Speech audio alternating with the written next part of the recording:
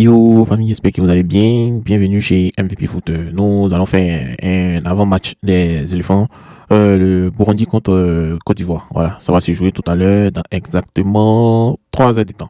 Donc je vais faire un avant-match tranquille et puis je vais vous situer le contexte de ce match. Voilà. Bon, la route vers la Coupe du Monde 2026 s'intensifie hein. En Afrique. On a des matchs qui sont cruciaux et un match qui va opposer le Burundi à la Côte d'Ivoire ce 21 mars. Et cette rencontre compte pour le groupe F des qualifications de la zone Afrique. Bon, c'est un tournoi important hein, pour les deux nations qui nourrissent des ambitions différentes, mais tout aussi légitimes. D'un côté, la Côte d'Ivoire, champion d'Afrique, cherche à consolider sa place de leader pour assurer une qualification directe. Et de l'autre côté, les Hirondelles du Burundi, ils sont troisième et ils veulent s'accrocher à leur espoir de rester dans la course pour une qualification historique à la Coupe du Monde. Donc, c'est deux enjeux et ce sont des forces différentes. Voilà. Bon, en tout cas, ce match de qualification va se dérouler aujourd'hui au stade de Meknès et le choix d'un terrain neutre reflète les défis infrastructurels que rencontre le football. Voilà, normalement, ça devait se jouer au Burundi et on sait tous qu'ils n'ont pas des infrastructures adéquates, donc ils sont venus jouer au Maroc. Bon, c'est une bonne chose pour nous parce que c'est un terrain neutre, donc on espère que les éléphants vont avoir moins de pression. Voilà. Bon, quand on regarde le match aussi, il y a des enjeux qui sont contrariés hein, parce que pour la Côte d'Ivoire, on est deuxième du groupe avec 10 points en 4 matchs et on a une impressionnante différence de but. On a 12 points, on a plus 12. L'objectif est clair, hein, consolider notre place et se rapprocher d'une qualification directe pour la Coupe du Monde 2026. Les éléphants vont retrouver progressivement l'effectif au complet parce qu'il y a des joueurs qui sont blessés. Donc on sait que dans la prochaine journée, il y a des effectifs qui vont venir. Voilà. Mais ils abordent le match avec le statut de favori et la pression qui les accompagne. Quant au Burundi, ils sont troisième avec 7 points, une différence de but plus 2, jouent leur suivi dans les qualifications. Donc une défaite va compromettre sérieusement les chances de qualification. Tandis qu'une victoire surprise de maintien dans la course et constituerait un exploit retentissant contre l'une des nations les plus fortes du football africain. Voilà. Bon, dans le passé, ils ont joué, hein, ils ont joué ensemble et ils ont, comment on appelle, la Côte d'Ivoire a dominé. Ils ont gagné sur les 3 derniers matchs, la Côte d'Ivoire a gagné les 3 derniers matchs et ils ont, comment on appelle, gagné le dernier match, c'est 4-0 en amical en novembre 2022. C'est l'historique qu'on a et il faut noter que cette supériorité pèse lourd dans la pronostic. Mais le football africain a souvent prouvé que les statistiques peuvent être démenties sur le terrain. Et puis, le coach Fayem a fait une vidéo hier où il expliquait que l'équipe a vraiment évolué. Donc, il faut faire très attention à cette équipe de Burundi. Voilà. Concernant l'état de forme, ce sont deux dynamiques opposées, hein, parce que la Côte d'Ivoire a retrouvé sa puissance. C'est vrai que les Burundais, ils sont courageux, mais ils sont fragiles aussi. Voilà. Donc les éléphants, ils arrivent dans cette rencontre portés par une dynamique positive avec 3 victoires lors des 5 derniers matchs. Ils ont gagné, ils ont perdu et ils ont gagné. Voilà. Perdu contre Sierra Leone, perdu contre Zambie. Voilà. Et ils ont gagné contre le Tchad 4-0. Et leur récent succès 4-0 contre le Tchad illustre la puissance offensive retrouvée d'une équipe qui, malgré quelques accidents de parcours, demeure l'une des références du continent. La Côte d'Ivoire peut s'appuyer ici d'un groupe talentueux, expérimenté, renforcé par le retour de joueurs clés comme Sébastien Haller, Ibrahim Sangaré, Hassan Kamara, Jean-Philippe Grasso. Et ces retours vont compenser largement les absences d'Amad Diallo, Ahmed Junior Traoré et bien d'autres. Et ça offre sur le zone ivoirien une palette de choix enviables pour composer son 11 de départ. Du côté de la Burundi, ouais, eux là, perdu, nul, perdu. Voilà, ça traduit les difficultés de la sélection.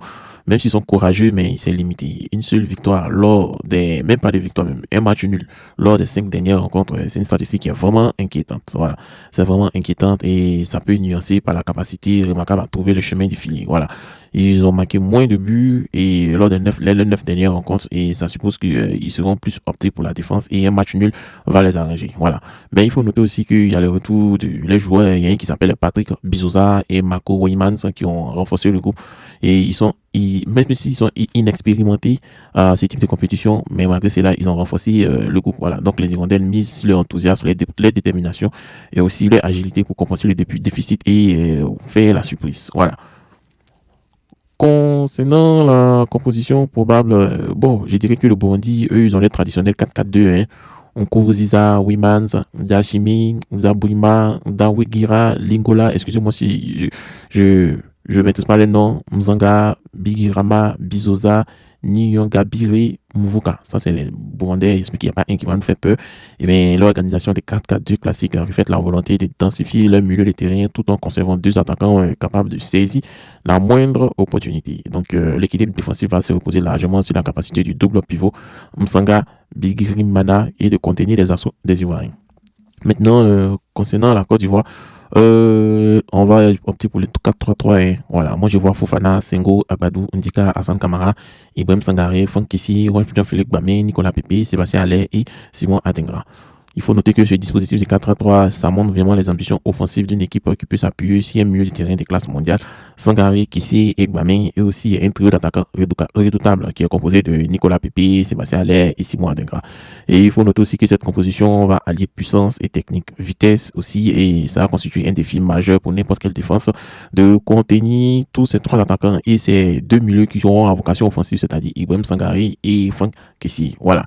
Et le duel qu'on va essayer de voir aujourd'hui, c'est le duel de Haller face à la défense burundaise. Voilà. Le retour de Sébastien Haller dans l'effectif va représenter une menace considérable pour la défense du Burundi.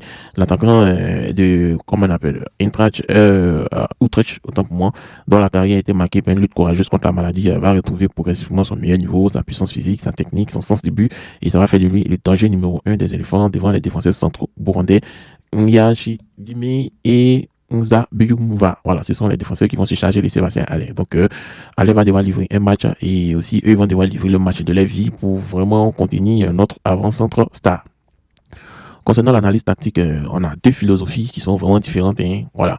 Le Burundi va opter pour l'audace et la Côte d'Ivoire va opter pour la maîtrise. Voilà. Le Burundi va aborder cette rencontre avec une approche un peu paradoxale, une volonté offensive assumée malgré les fragilités défensives évidentes. Voilà. Cette philosophie de jeu peut sembler suicidaire face à la puissance ivoirienne, mais ça s'explique aussi ils n'ont pas assez d'alternatives crédibles. Donc, ils ne disposent pas de talent individuel nécessaire pour verrouiller un match et tenir un résultat. Donc, ça va les obliger à prendre des risques et essayer de créer des surprises. Et aussi, leur force offensive repose notamment sur la vitesse. Voilà, ils ont des petits joueurs, ils sont rapides, tels que Niyonga Biri et la finition de Mbuka. Ils sont capables de punir la moindre erreur adverse. Voilà. Donc, attention au milieu défensif. Vos forces relance que vous faites là, il y a des gens qui sont là pour nous punir. Voilà. Ouais, et ils ont aussi une audace offensive et on va voir ce que ça va donner. On espère que Agbado et Ndika resteront concentrés pour contrer tous ces joueurs. Voilà. Concernant la Côte d'Ivoire, on veut voir la maîtrise à tous les niveaux. Donc, les éléphants, eux, présentent un profil beaucoup plus équilibré, alliant une défense solide, un milieu de terrain dominateur et une attaque létale. C'est une attaque qui va être chirurgicale. Et l'approche tactique va se reposer sur trois piliers. La domination du milieu de terrain. Il faut que le trio Sangaré, Kissé et Gbamé doit offrir un mélange idéal de puissance technique et intelligence tactique. Et cette supériorité au cœur du jeu devra permettre aux Ivoiriens de contrôler le tempo et alimenter régulièrement les attaquants. Voilà. Il y aura aussi les transitions rapides. Hein. Voilà, malgré le statut de favori, les éléphants n'hésiteront pas à exploiter les espaces laissés par un Burundi probablement obligé de se découvrir. Donc, la vitesse de Pépé et Adengra sur les ailes représente une menace permanente en contre-attaque. Aussi, il y aura l'efficacité dans les deux surfaces parce que Haller est un point de fixation pour une défense et ils ont une défense expérimentée comme Indika et Agbadou. Donc, on possède les arguments pour faire la différence dans les moments clés de ce match. Voilà. Donc, bon. Moi, je pense que mon pronostic pour les clés de ce match, je vois une domination technique et une efficacité des Ivoiriens. Voilà, la physionomie de cette rencontre sujet une domination territoriale et technique ivoirienne avec un Burundi contraint de défendre tout en cherchant à exploiter les moindres opportunités contre les Ivoiriens. Voilà. Donc, il faut vraiment gérer le milieu du terrain dans ce match. La bataille Kissi, Fangaré Gbamé et le double pivot burundais Mzanga Berima va s'annoncer déséquilibré sur papier, mais il faut que les Ivoiriens ne perdent pas en confiance parce qu'ils doivent imposer les lois dans ce secteur. Le Burundais risque de subir une pression constante. Et puis aussi, il y aura l'exploitation des espaces, les lacunes défensives burundaises, notamment dans les couvertures de couloirs, vont constituer une opportunité majeure des alliés ivoiriens Adengra et Pépi. Maintenant, je me pose la question, est-ce que Nicolas Pépi est rapide? Parce qu'Adengra sait qu'il est rapide, mais la vitesse et la technique vont faire des ravages dans ce match. Voilà. Il y aura aussi l'efficacité offensive face à une équipe qui va prendre probablement l'initiative. Le Burundi aura peu d'occasions franches, donc ils auront une capacité à concrétiser. Donc il faut que ces rares opportunités conditionnent largement leur chance de créer une surprise. Donc c'est aux défenseurs ivoiriens de, comment on dit, rester calme et vigilant. Voilà. Maintenant, je vais donner mon pronostic. Bon, on voit déjà une domination des Ivoiriens. Ils sont rapides, ils sont favoris. Voilà, ils sont vraiment favoris. Et bon, en tout cas, on a le retour des joueurs 4 comme Sébastien Haller et la technique de Kissi Sangari, on va voir. Mais le contexte de qualification du mondial ajoute une dimension supplémentaire. Les Ivoiriens ne peuvent pas se permettre le moins de faux pas dans les quêtes face au mondial, comme on l'a vu à la CAN passée. Mais le football africain nous habitue à des scénarios improbables. Donc, le Burundi, malgré son statut d'outsider, peut s'appuyer sur des capacités à marquer régulièrement et l'insouciance qui accompagne parfois les équipes sans pression particulière. Voilà. Il y aura des facteurs qui vont influencer le terrain, comme des facteurs externes, la conditions climatiques au Maroc, parce que le match se joue à Meknes et les conditions biologiques pourront avoir un impact sur les rythmes. Et aussi, ce qui peut aussi influencer le match, c'est la profondeur du banc ivoirien. Voilà, parce qu'on a des joueurs qui seront sur le banc, comme Oumar Diakité, Krasso, Gissan ou Bayo Vakoun. Au cours du match, ils vont rentrer et ça va représenter un atout considérable, particulièrement face à un Burundi aux ressources limitées. Maintenant aussi, il y aura la pression pour la qualification. On sait que la Côte d'Ivoire est en position favorable, mais elle n'est pas encore qualifiée parce qu'il y a le Gabon qui est derrière nous. Faut pas, le Gabon va sortir dans tout. Donc, on aura une forte pression plus importante que le Burundi. Donc, cette dimension psychologique pourrait jouer si le match reste serré dans sa phase initiale. Voilà.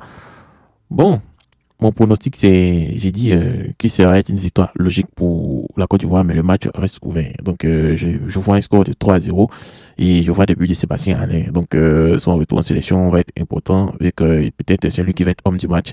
Sa puissance, son intelligence de placement et son efficacité devant les buts devait lui permettre de faire la différence face à une défense burundaise qui sera mise à rude épreuve.